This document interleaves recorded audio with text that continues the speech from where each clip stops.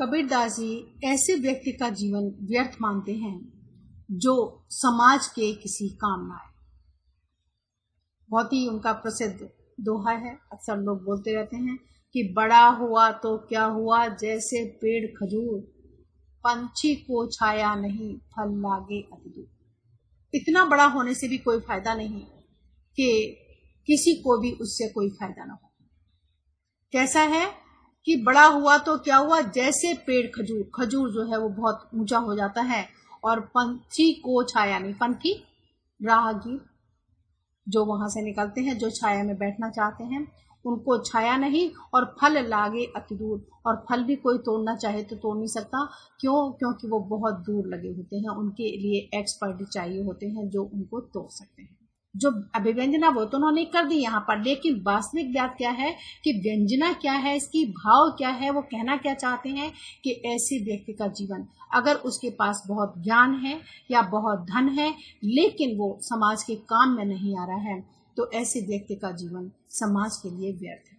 आपके पास बहुत गुण है लेकिन आप अगर किसी को नहीं दे रहे हैं, नहीं उस किसी के साथ शेयर कर रहे हैं, नहीं किसी को बांट रहे हैं, तो वो व्यर्थ है। ऐसे ही यदि आपके पास बहुत धन है और आप धन का प्रयोग नहीं कर रहे हैं, तो उस धन का कोई भी फायदा नहीं है, सिर्फ अपना विस्तार करते जा रहे हैं। अगर उसका समाज के लिए कोई सदुपयोग नहीं हो रहा है तो वो व्यर्थ है। तो यहाँ तो जो बड़े होने की बात की, तो बड़े से अभिप्राय यहाँ पर कैसा कि ऐसे अगर बड़े आप बने हुए हैं जिससे समाज को कोई फायदा नहीं, तो ऐसा बड़ा होना व्यर्थ है। बहुत सुंदर यहाँ पर उदाहरण दिया, और कहते हैं छोटे बनने से बहुत फायदा। क्या क्या है कि बहुत सुंदर बात की उन्होंने कि लघुता से प्रभुता मिले और प्रभुता से प्रभु दूर, चीटी शक्कर ले चली हाथी के सिर धूल। बहुत सुंदर बात की कि लघुता से प्रभुता मिले। अगर आप छोटे बनते हो, छोटे बनकर जीते हो, छोटों के साथ रहते हो, छोटों को बराबर समझते हो, तो आप कैसे हो, ईश्वर को प्राप्त कर लेते। और क्या है, कैसा उदाहरण उन्होंने दिया कि लघुता से प्रभुता मिले तो आप ईश्वर को प्राप्त कर लेते हैं। कैसे पाते? क्योंकि वहां अहंकार नहीं रहता। जब आप निम्न बनते हैं, छोटे बनते हैं, तो वहां अहंकार नहीं होता, और जब अहंकार नहीं होता तो प्रभु को प्राप्त कर लेते हो। और एग्जाम्पल कितनी सुंदर दी कि चीटी शक्कर ले चली। जो चीटी है, जो छोटी है, वो तो शक्कर ले जाती है, चीनी ले जाती है जो मीठी है, स्वादिष्ट है। और हाथी जो इतना विशालकाय है, वो हाथी के सिर धूल। हाथी बेचारा जो है वो मिट्टी ही फांकता रहता है, मिट्टी ही अपने ऊपर डालता रहता है, और चींटी जो छोटी है वो शक्कर खाती है।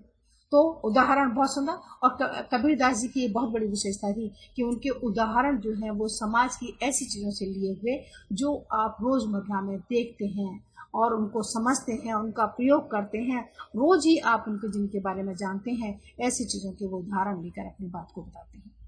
और वो कहते हैं कि भाई अगर समाज के काम कोई नहीं आ सका तो उसका बिल्कुल बेकार है। कहते हैं कि अगर किसी के पास धन है तो उसका तभी वो सदुपयोग करता है, और सदुपयोग करता है, लोगों के वो काम आता है, तब तो उसका फायदा है। और यदि उसका प्रयोग नहीं करता तो उसका कोई फायदा नहीं है। तो वो कहते हैं कि पानी बाढ़े नाव में, घर में बाढ़े दाम, दो हाथ उलीचिए यही सज्जन को काम। कि यदि नाव में पानी भर जाता है तो पानी को बाहर निकालना पड़ता है, क्योंकि पानी अगर ज्यादा हो जाएगा, उसका वजन जो है ज्यादा हो जाएगा, तो नाव डूब जाएगी। तो लोग क्या करते हैं कि नाव में अगर पानी होता है तो पानी बाहर निकालते हैं, उलीचते हैं। दो हाथ उलीचिए, यानी दोनों हाथों से उसे बाहर निकालिए। और इसी तरीके से अगर धन है, पैसा यदि भगवान ने इतना दिया है, आपके घर में बढ़ रहा है, तो उस बढ़े हुए धन का सदुपयोग कीजिए, समाज में बांटिए, ऐसे लोगों को दीजिए जिनको आवश्यकता है। तो क्या होगा कि इससे जो धन है उसका सदुपयोग होगा, और उस सदुपयोग होने के साथ साथ आपको भी सुकून और शांति मिलेगी। और इससे अच्छा धन का सदुपयोग नहीं हो सकता। वही व्यक्ति अच्छा है, वही महान है जो समाज के काम आता है, जो कमजोर है, जो निर्धन है, जो गरीब है, जो शोषित है, जो परेशान है। अगर उनकी सहायता हो सकती है तो उनकी सहायता कीजिए। तो यहाँ पर बहुत सुंदर उन्होंने रचना कि हम किस तरीके से अपने जीवन को सार्थक बना सकते हैं यदि हम समाज के काम आते हैं, और यदि समाज के काम नहीं आते तो फिर हमारा जीवन व्यर्थ हो जाता है। उस धन का, उस ज्ञान का, उस जो चीज़ें हमारे पास हैं, जो कुछ हमारे पास है, उपलब्धि है हमारी, वो हमें कुछ भी हमारे काम नहीं आ सकती, समाज के काम नहीं आ सकती, तो उसका होना न होना व्यर्थ है।